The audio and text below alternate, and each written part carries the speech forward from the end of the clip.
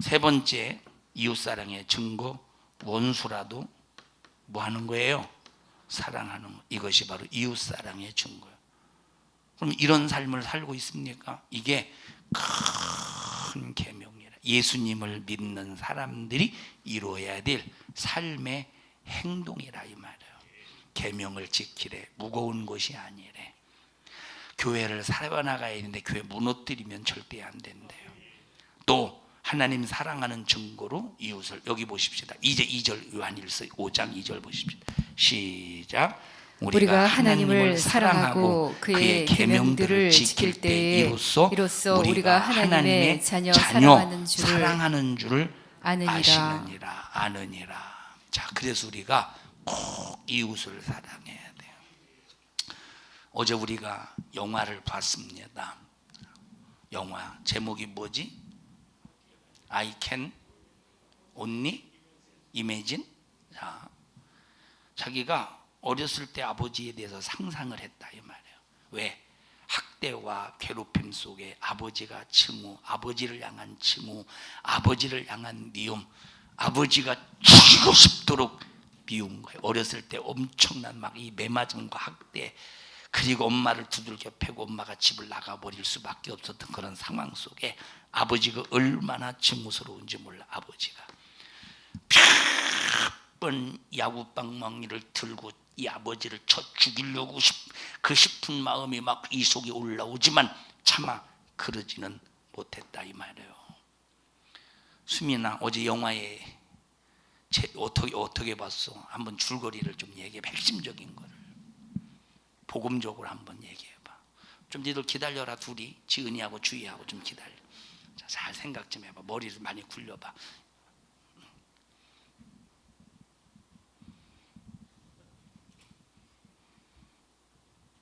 여보세요? 응? 응? 아빠가 암으로 그냥 죽어버렸어? 앉아. 주희야, 23인승 타고 왔다 갔다 하면서 정지 좀 해보지 않았을 거 아니냐. 해봐. 자, 한번 요약 좀 해봐.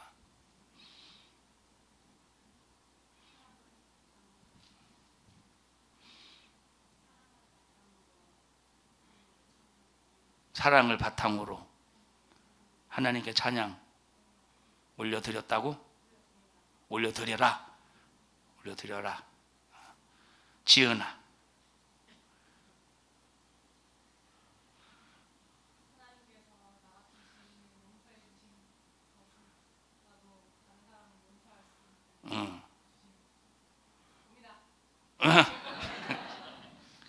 수빈아, 다시 한번 기회 줄까? 그냥 넘어갈까? 통과? 통과. 자, 보세요. 자, 보십시다. 나는 이제 다 각자 보는 관점이 다르잖아요. 제가 느낀 관점을 말씀드릴게요. 얘네들이 틀린 게 아니에요. 그런데 우리가 성경의 입장에서, 우리가 말씀의 입장에서, 내 입장이 아니라 하나님의 입장에서 얘기를 해보십시다. 영화의 그 실화를 바탕으로 이루어진 거잖아요. 자, 어디가 전환점이냐? 용서가 전환점이잖아요, 그죠? 용서가 이 영화의 이 전환점이에요. 용서 전의 삶과 용서 이후의 삶.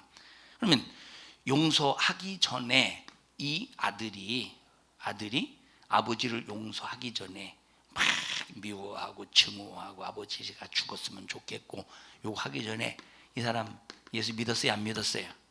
예수님 믿었어, 안 믿었어? 예수님 믿었어요, 안 믿었어요? 예수님 믿었다고 했잖아.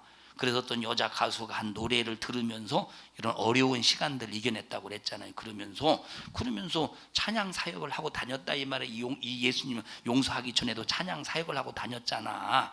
응? 자, 그런데 용서하기 전에 증오와 미움을 가지고 아무리 찬양해도 하나님은 그 찬양을 받지 않으시고 하나님은 절대 요 사람을 쓰지 않는 거야. 자, 하나님이 쓰지 않으니, 예, 노래 잘해서 밑에 있는 사람들도 막 감정적으로 막 손들고 찬양하지, 감정적으로 함께 하나로 어울려질 수는 있어. 근데 하나님이 쓰시지 않는 거, 하나님과 상관없어. 그런데 아버지와, 근데 이제 이 아버지가, 아들이 이제 떠났잖아요. 아들이 집을 나갔잖아. 아들이 집을 나가고 어떤 계기가 되어서 기독교 방송, 라디오를 틀어서 기독교 방송 채널을 딱 돌려서 아들 찬양하는 거 듣고, 그 이후에 이제 어떤 전도사님들의 설교를 듣고 예수 안 믿을 때, 그러면서 뭘 배웠어요? 예수님이 나 같은 죄인을 용서해 주셨듯이, 나 같은 죄인을 용서해 주셨듯이 하면서 여기서 뭘 배웠느냐? 용서와 사랑을 배웠다 이 말이에요. 아들을 품을 수 있는, 예수님의 사랑으로 품을 수 있는 그 진실한 사랑을 배운 거야. 이것이 아들의 마음을 녹여버렸다 이 말이에요. 아들이 아버지를 용서할 수 있는 기회가 된 거요. 자, 그런데 이렇게 용서를 하고 나니까 이때는 하나님이 안 쓰셨는데, 이건 자기 혼자 일한 거야. 자기 혼자 찬양한 거야. 하나님이 쓰시지 않은 거야. 근데 이때부터는 누가 쓰셔요? 하나님이 쓰시는 거야. 이때는 자기가 자기 작품을 만들어, 이때는 하나님이 나를 통해 하나님의 작품을 만드신다 이 말. 이때 용서하고 난 다음부터는 하나님이 하나님의 작품이 되는 거예요. 찬양의 가사도 하나님의 작품이요, 찬양곡도 하나님의 작품이요, 찬양할 때도 하나님의 작품, 모든 것이 하나님의 작품, 일거수일투족이 하나님의 작품이 된다 이 말이에요. 하나님이 쓰시는 하나님의 작품이요. 그러면 하나님이 쓰시기 전에는 작품이요? 절대 위대한 작품이 아니에요. 근데 하나님이 쓰시고 난 다음부터는 하나님의 위대한 작품을 하나님이 만들어 가신다 이 말이에요. 그럼 하나님이 작품을 만들 때 하나님 환경도 열어주셔야 되겠지. 하나님께서 사람도 붙여주셔야 되겠지. 하나님께서 모든 길을 열어주셔야 되겠지. 하나님이 하나님의 작품을 만들려면 하나님이 책임져 주셔야 된다. 그래서 하나님이 나를 쓰시게 하려면, 하나님이 나를 쓰셔서 하나님의 위대한 작품을 만들게 하려면 뭐 해야 된다는 겁니까? 용서를 해야 된다는 거야. 사랑을 해야 된다는 거야. 그래서 아무리 교회에서 죽도록 충성해도 이웃을 사랑하지 않으면, 원수를 사랑하지 않으면, 원수를 위해서 기도해 주지 아니하면 하나님은 절대 그 사람을 안 쓴대. 용서 전에 예수 믿었어요? 안 믿었어요? 이 바트라는 사람이 예수 믿었어? 안 믿었어? 예수 믿었다니까. 믿었는데도 용서를 하지 않고 아버지를 향한 미움과 증오. 누가 잘못했어? 아버지가 잘못했죠. 그런데 아버지가 잘못했는데도 불구하고 원수라고 해도 미워하죠. 용서하지 않으니까 하나님과 전혀 상관없는 저 혼자의 열심이라 이 말에 하나님이 안 받으시는 거야. 교회에서 아무리 충성 열심히 해보십시오. 원수가 있는 상태에서 자기 혼자 열심이지. 증오해봐, 미워해봐, 자기 혼자 열심이지. 하나님과 상관없는, 실컷 일해놓고도 죽으면 지옥 간다니까, 살인자로서. 그런데 용서하고 나니까 하나님이 써가기 시작해. 길을 열어주시잖아. 찬양을 통해서 하나님께 영광을 올려드릴 수 있는 길을 열어주시잖아요. 이웃사랑이라는, 이웃사랑하라는 거예요. 에? 우리 산성중앙교회는 그래도 절대 원수가 없기를 바랍니다. 우리 교회가 수년 동안 원수 사랑하라 이 설교가 계속 이어졌죠. 원수 사랑해야 된다. 정말로 미워하지 마라. 미움을 가지고는 하나님이 절대 일하실 수 없다. 미움 속에 마귀 역사가 더 잔인하게 이간질고 갈라놓는다. 여러분 생각해 보세요. 사랑하면 원수라도 사랑하면 평안합니다. 원수라도 사랑하면 평안하다니까. 원수라도 사랑하면. 수민아 나와봐. 자, 수민이가 내 원수라고 해보십시오. 여기 앉아봐. 수민이가 원수라고 해보십시오. 내 원수.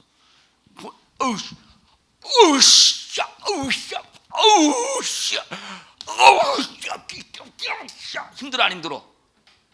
힘들어서 안 힘들어? 나 지금 현기증 일어나려고. 힘들어서 안 힘들어 안 힘들어? 힘들잖아. 근데 원수를 사랑하면 축복합니다. 얼마나 평안해요. 힘들어 안 힘들어? 하나도 안 힘들어요. 오히려 더 좋지.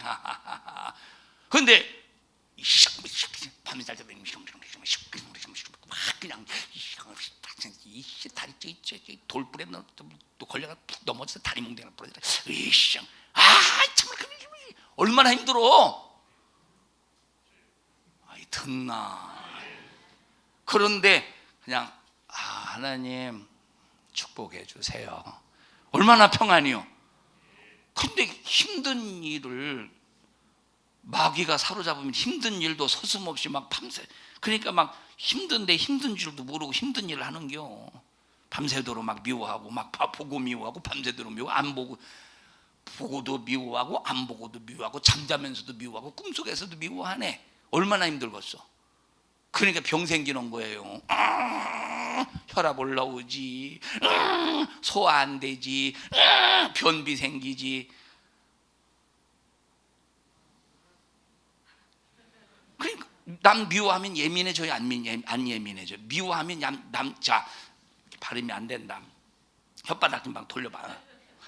남을 미워하면 예민해져요, 안 예민해져요? 예민해져요. 남 미워하면.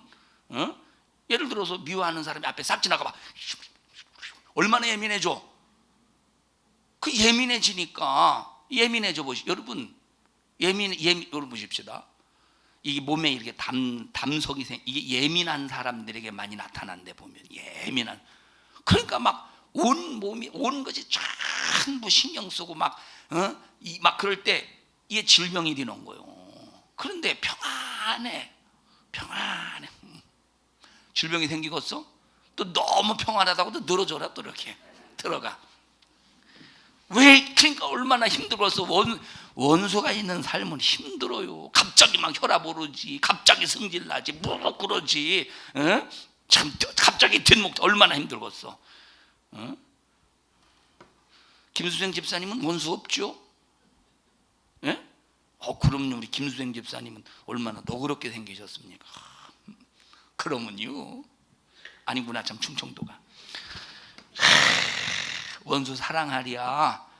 자, 이렇게 하나님을 사랑하고 이웃을 사랑하는 일에 목숨을 다하고 마음을 다하고 뜻을 다하래. 극단적이지 세상으로 볼 때는. 근데 목숨을 내놓고 하나님 사랑하라는데 세상으로 볼 때는 극단적이지만 하나님이 보실 때는 극히 정상이야. 극히 정상적인 삶이야. 하나님이 책임져 주신대요. 자, 다 같이 하나님이 책임져 주신다. 요한계시록 2장 10절 보십시다.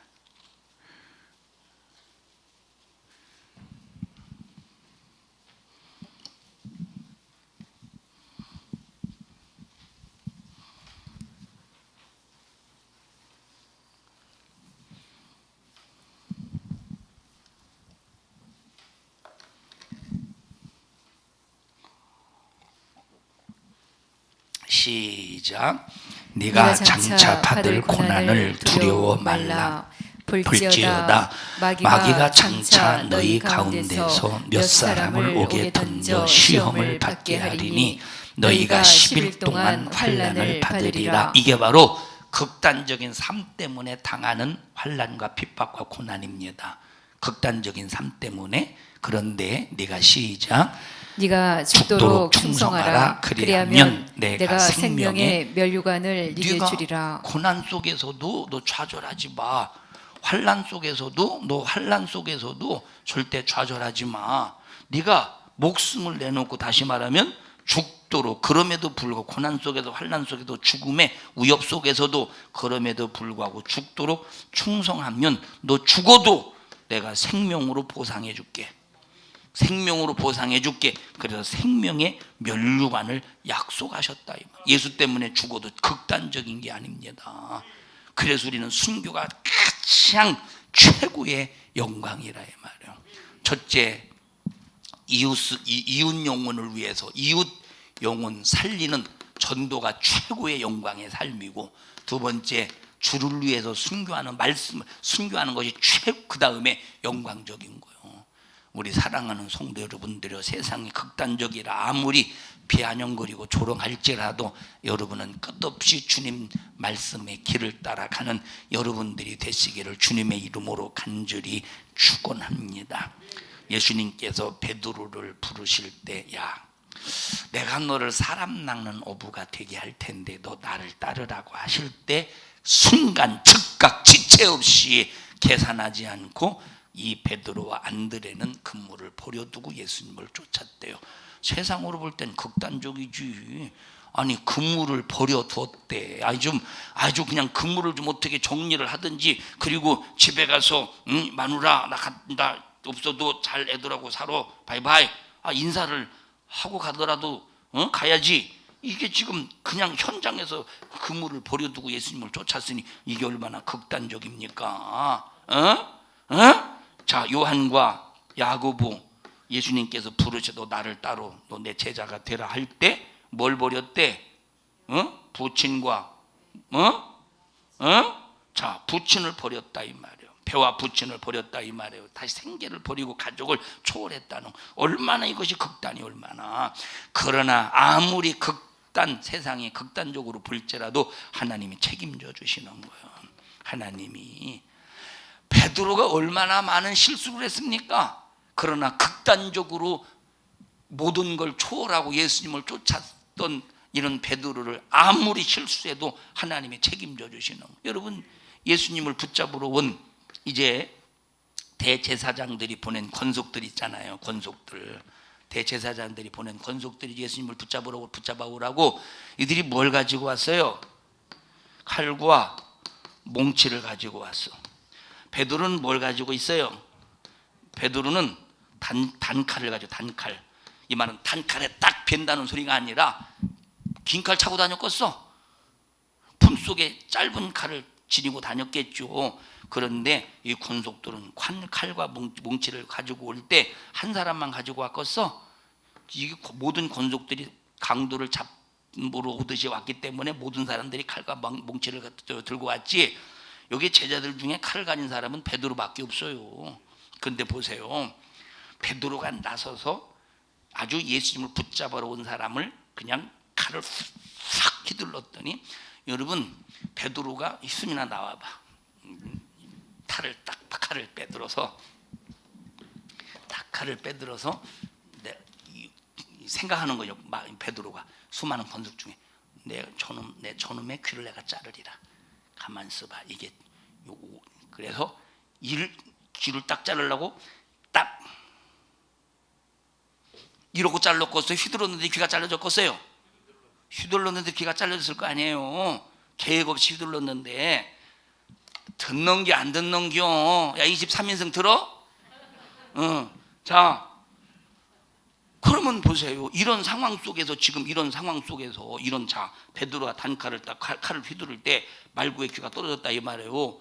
그러면 여기 권속들이 가만히 있겠어? 이놈의 자식 보게 칼 들고 망치를 들고 아주 베드로를 아주 잡아서 반은 죽이려고 할 거 아니에요. 근데 목숨을 초월하고 모든 것을 초월하고 예수님을 쫓은 베드로를 예수님이 책임져 주시는 거예요. 딱 가로막고 말구에 떨어진 귀를 딱 후 불어서 붙여주면서, 베드로야, 칼 쓰면 칼로 망해. 앞으로 칼 쓰지 마. 앞으로는 사랑으로 써. 너 말했잖아. 이런 번씩 7번이라도 용서해 줘야 되겠습니까? 했잖아. 너 용서해야 돼. 용서를 배워라. 오히려 딱 여기서 베드로를 딱 막아주고 예수님이 붙잡혀서 십자가에 피 흘려 죽기까지 보호해 주신다 이 말이에요. 여기서 만약에 여기 아마 예수님이 그냥 여기서 나서지 않았으면 베드로 반 죽은 게 뭐요? 이건 완전 초죽음이 됐지. 실컷 두들겨 맞고 나중에 칼침 맞아 죽지 않겠어? 여러분, 하나님 앞에 극단적인 순종 속에 하나님이 책임져 주신다는 걸 꼭 인정하시기를 축복합니다. 하나님께서 아브라함에게, 야, 너 독자 이삭을 모리아산으로 데리고 가서 뭘로 바치래? 번제로 바치래. 하나님 앞에 번제물로 바치래. 이삭 아들을 번제물로 바치래. 그러면 아브라함이 네 했어요? 아니요 했어요? 네 했잖아요. 아브라함이 자, 내가 얼마 전에 진수에게 뭐 시켰어요? NO! 그랬어요. 기억나 진수가? NO! 나는 배웠어요. 내가 영어를 못하는데 진수에게 영 하나 배웠어요. NO! NO 할 때는 그냥 NO 하면 안 돼. NO 해야 되는 겁니다. 자, NO가 아니라 YES라 이 말이에요. YES야. 자, 예, 아멘. 극단적이지 세상으로 볼 땐. 그런데 하나님이 명령에 세상으로 볼 땐 극단적이지만 하나님의 말씀에 순종할 때 이삭을 죽였어야 살렸어야 하나님이 살려주셨다니까. 그럼 이 모리아 장소가 어떤 장소입니까? 모리아 장소가, 모리아라고 하는 곳이 어떤 곳이냐? 여기에 바로 솔로몬이 이 모리아 산에 예루살렘에 성전을 세운 장소요. 그러면 이 모리아 산에서 이삭을 갖다 바치듯이 예루살렘 성전에서 예수님께서 이 성전을 헐고 다시 성전을 세우고자 하는 하나님의 역사의 뜻을 이루어 가시는 장소가 되었다 이 말이에요. 한번 읽어 보십시다. 역대하 3장으로 가 보십시다.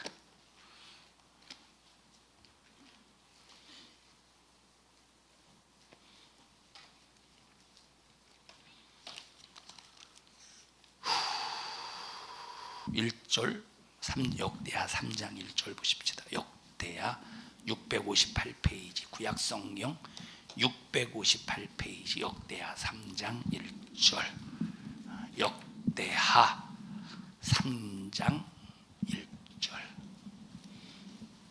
역대하 658페이지 구약성경 역대하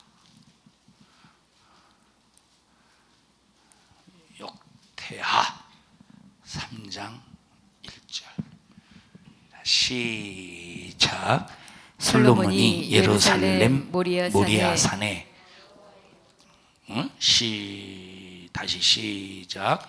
솔로몬이 예루살렘 모리아산에 여호와의 전 건축하기를. 어디에다가 여호와의 전을 건축했대요? 솔로몬이 모리아산에서 성전을 건축했대.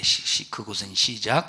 그곳은 전에 여호와께서 그 아비 다윗에게 나타나신 곳이요 여부수 사람 오르난의 타작마당에 다윗이 정한 곳이라. 자, 그러니까 여러분 보십시다. 하나님은 보십시다. 여러분이 신앙생활하면서 항상 구별된 장소를 만드세요. 구별된 장소. 첫째, 최고로 구별된 장소가 나야다. 하나님이 나를 구별된 장소로 사용하게 하셔요. 그래서 구별된 장소를 내 자신을 성전으로 쓰셔서 하나님의 한없는 뜻을 이루게 하셔라 이 말. 두 번째, 여러분의 가정을 구별된 장소로 꼭 사용하셔요. 여러분 가정에 꼭 구별된, 여러분 가정을 구별된 장소로. 여러분 가정에서 화투하는 장소, 노름하는 장소, 술 먹는 장소, 싸우는 장소, 이런 장소로 마귀가 일하는 장소라면 되겠어? 막 우상 숭배하는 장소, 여러분의 가정을 우상 숭배하는 장소로 만들면 되겠어요? 여러분의 가정을 뭘로 만들어? 구별된 장소로 만들으시라 이 말. 예배하는 장소, 막 하나님을 높이는 장소, 아주 하나님이 일하시고 역사하시는 구별된 장소로 꼭 만들기를 바랍니다. 또 여러분의 뭐 직장이나 여러분의 사업장이나 꼭 구별된 장소로 만들어. 꼭 구별된 장소로 만들어. 할렐루야. 제가 어렸을 때, 자, 이 오촌 당숙이 우리 집에만 오면 담배를 펴. 아주 막 담배 연기 냄새, 막 담배 냄새 맡으면 막 머리가 뻐개지고 골치 아픕니다. 막 미쳤고. 어머니가 아무리 말해도 피지 말라고, 밖에 나가서 피라고 해도 더 말 안 들어요. 보면 더 고집스럽게 덮여댄다니까. 그래 하고 덮여댄다니까. 당숙만 아니면 때릴 수도 없고. 왜냐면 그분은 어른이나 나는 애들이니까 막 싸워봤자 싸움이 상대가 되겠습니까? 오히려 막 어머니가 피지 말라고 해도 막 더 피고 막 그러더라니까. 자, 우리는 내 가정을 구별된 장소로 만들어야 돼요. 정말로 술판 버리는 장소가 아니라 우상 숭배하는 장소가 아니라 하나님을 찬양하는 장소, 예배하는 꼭 장소가 되기를 바랍니다. 결국 이 오촌 당숙 나중에 이제 이 몸이 병들어서 그래도 다행히도 이것 때문에 예수 믿고 천국 갔어요. 그냥 감사한 일이지. 그래도 할렐루야. 자, 여러분 보세요. 입다라는 사람이 있어요. 입다.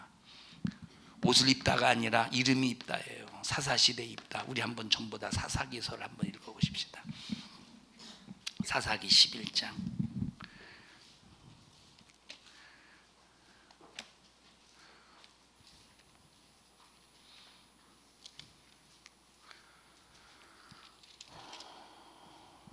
(1절부터) 보십시다.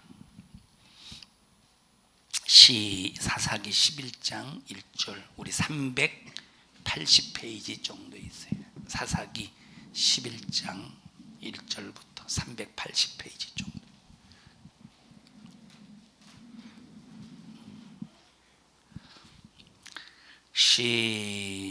시작.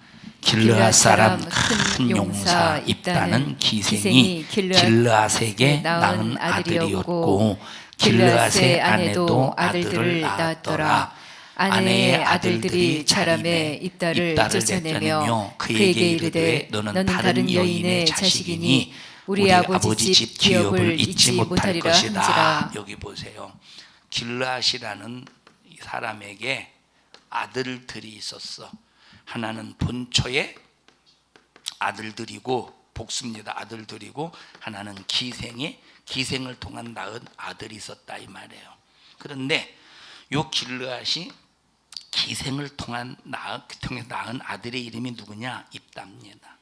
그러니까 본초로부터 태어난 아들들이 이 기생으로부터 태어난 그 아들을 얼마나 핍박이 되는지 몰라. 그래서 이 입다를 내쫓아 버렸어.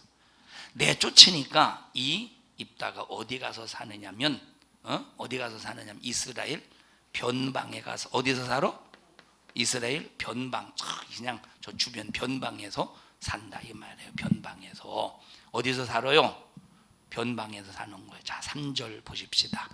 시작. 이에 입다가 그 형제를 피하여 돕당에 거함에 잡류가 그에게로 모여와서 그와 함께 출입하였더라. 자, 입다가 형제들 쫓아냈으니까 형제를 피해서 이스라엘 저 근방에서 이렇게 이제 살게 됐다 이 말이에요. 그러면서 잡류들과 함께 잡류들과 함께 살면서 그 잡류들을 잡류들의 대장이 되는 거예요. 잡류들의 대장이 되어서 잡류들 훈련시키면서 거기서 자기 자신의 힘을 키우는, 자기 자신을 준비시켜 놓는 거예요. 4절 시작. 얼마 후에 암몬 자손이 이스라엘을 치려하니라. 암몬 자손이 이스라엘을 치려할 때에 길르앗 장로들이 입다를 데려오려고 돕당에 가서 입다에게 이르되 우리가 암몬 자손과 싸우려 하나니 당신은 와서 우리의 장관이 되라. 입다가 길르앗 장로들에게 이르되 너희가 전에 나를 미워하여 내 아버지 집에서 쫓아내지 아니하였느냐? 이제 너희가 환난을 당하였다고 어찌하여 내게 왔느냐? 그래서 여러분들이 이 입다처럼 아까 잡류들이 몰려들었다고 그랬죠? 잡류들이 몰려들었을 때 이 입다가 여기서 그냥 평범하게 여기서 지낸 것이 아니라 여기서 이 잡류들을 훈련시키면서 자기를 만들어 가는 거야. 자기를 만들어 가니까 나중에 하나님이 쓰시는 사람이 된다 이 말이에요. 그래서 우리는 항상 자기를 만들어 놔야 돼. 하나님이 언제 어떻게 쓰시든지 쓰실 수 있도록 항상 나를 수민아 항상 너를 만들어 놔. 하나님이 언제 어떻게 너를 쓰실 수 있도록 항상 너를 만들어 놔. 혜지야 항상 너를 만들어 놔. 주희야 항상 너를 만들어 놔. 까짓 거 25인승을 23인승 하게 되면 전혀 하나님이 쓰시는 일에 문제가 안 돼. 봐봐요. 23인승 타라고 해도 누가 23인승 가서 찾아가서 타고서 25인승으로 가지. 다 알아들어. 걱정하지 마.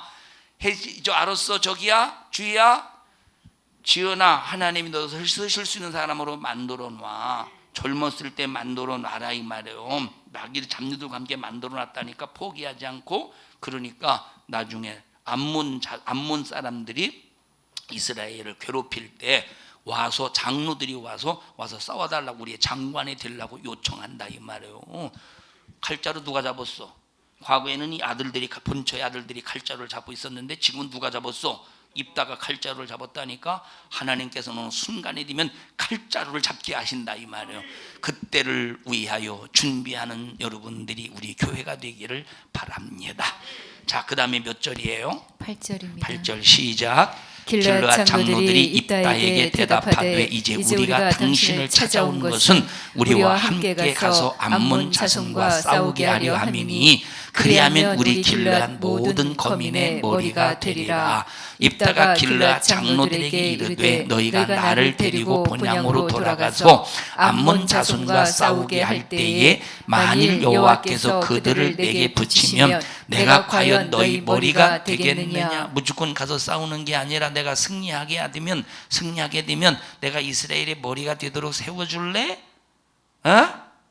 이런 얘기를 하고 있다 이 말이에요. 그렇게 해서 그렇게 반드시 한다고 여기 지금 이렇게 장로들이 약속을 합니다. 그렇게 해서 하나님 앞에 이제 기도해요. 기도해서 이렇게 뭐라고 기도하느냐. 자, 30절 한번 가보십시다.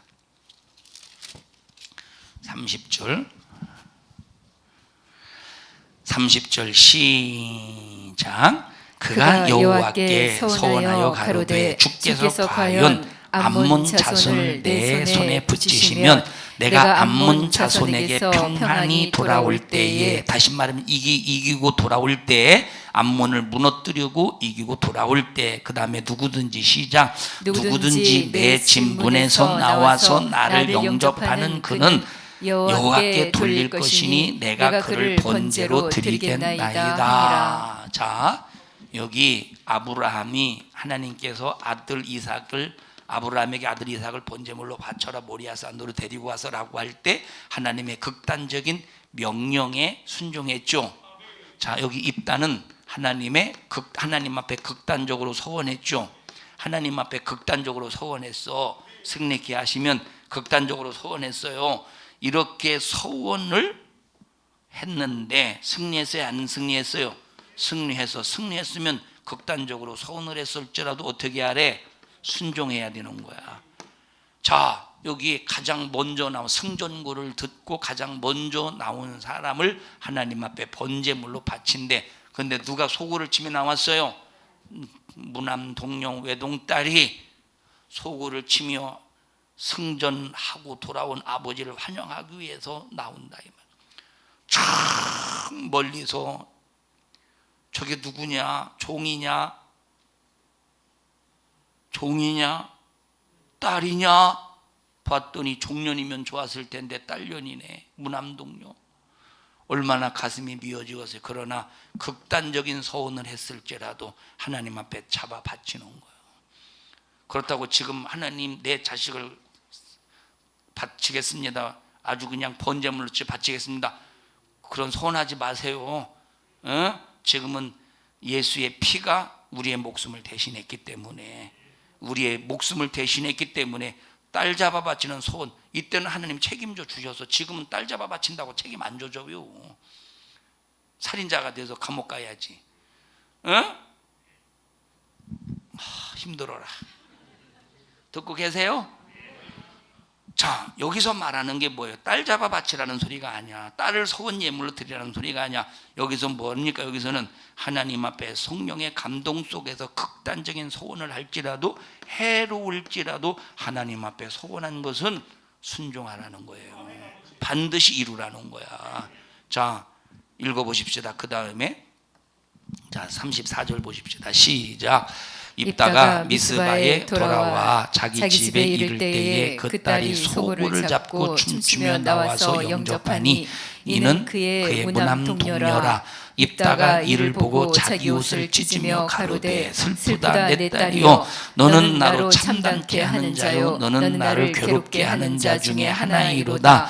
내가 하나님을 향하여 입을 열었으니 능히 돌이키지 못하리로다. 딸이 그에게 이르되 나의 아버지여 아버지께서 여호와를 향하여 입을 여셨으니 아버지 입에서 낸 말씀대로 내게 행하소서. 이는 여호와께 아버지를 위하여 아버지의 대적 암몬 자손에게 원수를 갚으셨음이니이다. 자, 여기요, 하나님이 아브라함에게 극단적으로 명령하셨죠.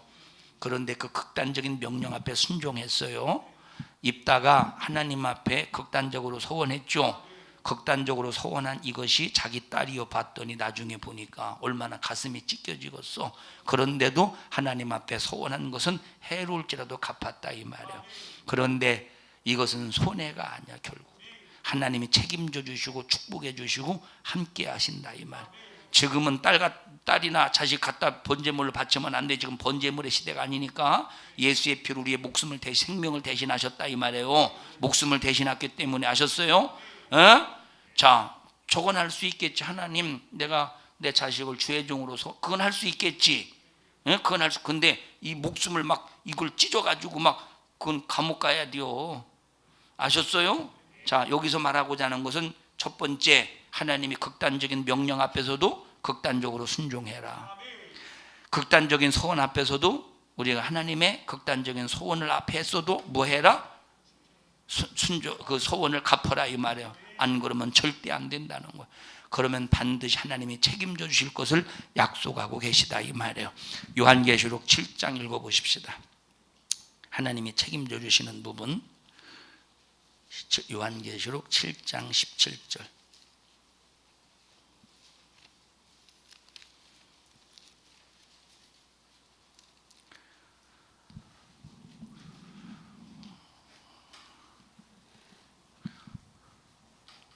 시작.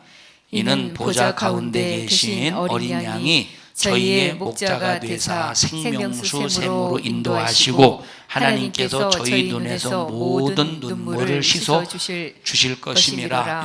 여기 입다가 얼마나 참 이 소원을 하나님 앞에 올려드리고 얼마나 눈물 흘렸겠어요, 그죠? 그런데 하나님이 마지막 최후의 눈물을 씻겨주신데 이게 하나님이 책임져 주시고. 요한계시록 21장 보십시다. 요한계시록 21장 4절을 보자 이 말이에요. 4절. 요한계시록 21장 4절.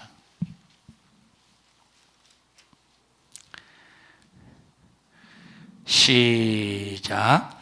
모든 눈물을 그 눈에서 씻기심에 다시 사망이 없고 애통하는 것이 독하는 것이나 아픈 것이 다시 있지 아니하리니 처음 것들이 다 지나갔음이로라. 여러분, 세상에 아무리 여러분 신앙생활 말씀 안에서 하나님 사랑하고 이 사랑하는 일에 극단적으로 몰아붙일지라도 절대 거기에 여러분들이 항변할 필요가 없어.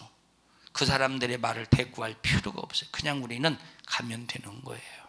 그러면 하나님이 반드시 책임져 주실 것을 믿고 승리하는 우리 성도들이 되기를 주님의 이름으로 축복합니다.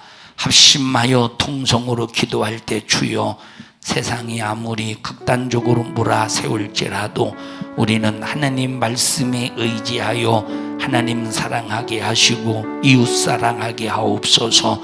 하나님을 사랑하고 이웃 사랑하는 일에 수많은 사람들이 극단적이다라고 말하며 비웃고 조롱하고 핍박할지라도 우리는 끝까지 믿음을 잘 지켜 하나님 뜻 이루어 드리게 하여 주시옵소서. 하나님의 극단적인 명령 앞에 순종하는 자가 되게 하시고 하나님 앞에 극단적인 소원 앞에 우리는 해로울지라도 갚을 수 있는 자가 되게 하여 주시옵소서. 우리 주여 세 번 부르시고 통성으로 기도합니다. 주여, 주여, 주여. 하나님 우리 아버지 고맙고 감사. 그러려면 우리가 가치가 있는 삶을 살아야 됩니다. 우리 성도들 분명한 믿음의 가치를 가지고 주님의 말씀의 명령 앞에 순종하게 하여 주시옵소서. 이런 일을 가로막는 저주받은 원수 마귀사단 악한 귀신의 꾀에 한 사람도 당하지 않도록 주님 도와주시옵소서. 내가 나사렛 예수님의 이름으로 명령하노니 수많은 핍박과 수많은 역사를 통하여 신앙생활 제한하게 만드는 이 악한 영은 예수님의 이름의 권세 앞에 너 떠나갈 죄어다, 떠나갈 죄어다, 떠나갈 죄어다, 떠나갈 죄어다, 떠나갈 죄어다, 떠나갈 죄어다. 우리 성도들을 축복합니다. 축복합니다. 축복합니다. 영광 영광 영광 받으시옵소서. 오늘 이 종을 쓰신 하나님만이 우리 주님 거룩히 여김을 받으시옵소서. 예수님 이름으로 기도하옵나이다. 아멘. 하나님 앞에 박수로 영광을 올려드립니다. 할렐루야, 할렐루야, 할렐루야. 주님 영광 받으시옵소서.